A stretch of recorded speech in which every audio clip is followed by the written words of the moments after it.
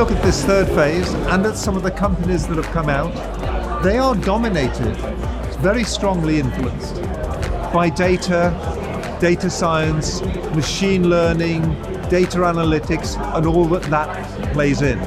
And now we see also the change in the technology that is, in its nature, not just a change in ICT technology, but technological developments that are pervasive throughout industry, throughout society. Data and analytics is everywhere. And this program has played its part in that. Portugal is changing completely in terms of science and technology, and probably one of the reasons is the existence of programs like this, the CMU Portugal Program.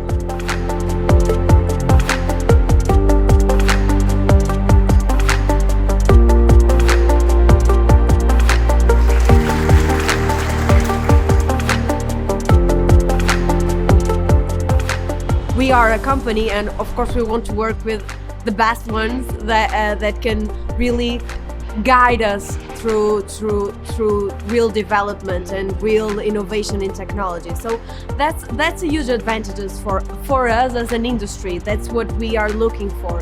We have been able to establish connections that are extremely important for us, not only for this project but also in the future.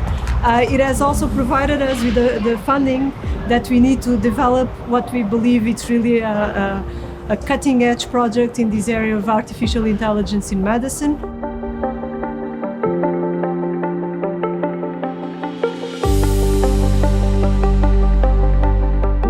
And we truly believe that it is through talent development that we will be able to create the new feed-size, the new unbubbles, the new unicorn companies of the future.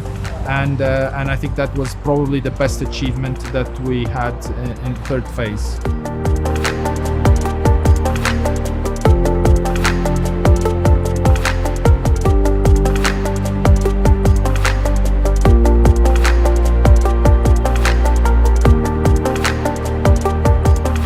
So we feel that with the fourth phase, we'll see even better this impact because the community is enlarging. If you think about it, the community is never reduced, only can enlarge. And we feel that that has a huge impact in the future in the number of people that get involved, the institutions and the companies. And so for the fourth phase, we only can think about better things.